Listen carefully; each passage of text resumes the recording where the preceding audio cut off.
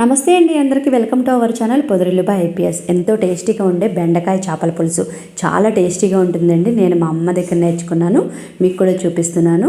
ముందుగా చేప ముక్కల్ని కడిగి ఈ విధంగా తీసుకొని అందులోకి మీకు సరిపడా కారము, సరిపడా ఉప్పు, ఒక స్పూన్ అల్లం వెల్లుల్లి పేస్టు, అలాగే పసుపు, కొంచెం ఆయిల్ వేసుకొని ఈ విధంగా కలుపుకోవాలండి. ముక్కలకు పట్టేటట్టు పక్కన పెట్టుకోవాలి.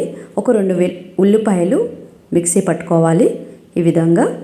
ఆ తర్వాత స్టవ్ ఆన్ చేసుకొని మీరు ఏదైతే గిన్నె వాడతారో చేపల పులుసుకి అది వాడండి. నేనైతే మట్టి పాత్ర వాడుతున్నాను.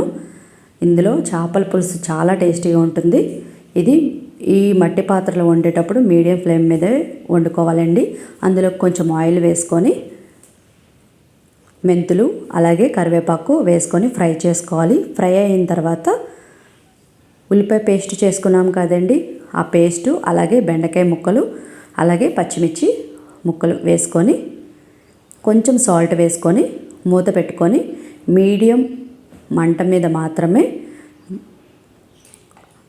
వండుకోవాలండి. మూత పెట్టుకొని మగ్గిన తర్వాత ఈ విధంగా చేప ముక్కల్ని అందులోకి వేసుకోవాలండి. ఒక 150 గ్రాముల చింతపండును నానబెట్టుకోండి. చేపల పులుసు ఎప్పుడు పుల్లగా కారంగా ఉంటేనే టేస్టీగా ఉంటుందండి.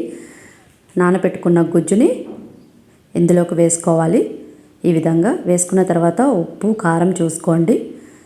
చేపల పులుసు వండేటప్పుడు ఇలా చెక్క గరిటె వాడండి, లేదంటే ముక్కలు విడిపోతాయి. ఈ విధంగా మూత పెట్టుకొని మీడియం మంట మీద మగ్గనివ్వాలి. ఇలా మగ్గిన తర్వాత అందులోకి 1 స్పూన్ జీలకర్ర పొడి, 1 స్పూన్ ధనియాల పొడి, ఒక 2 స్పూన్ల గరం మసాలా వేసుకోవాలండి. వేసుకున్న తర్వాత కొత్తిమీర కూడా వేసుకోండి. వేసుకున్న తర్వాత మూత పెట్టుకొని మగ్గనివ్వండి చిన్న మంట మీద. ఈ విధంగా మనకి ఆయిల్ అనేది పైకి తేలుతుందండి. ఇలా పైకి తేలినప్పుడు కూర అనేది రెడీ అయిపోతుందండి. అంతే, లాస్ట్లో కొంచెం కొత్తిమీర వేసుకోవాలి.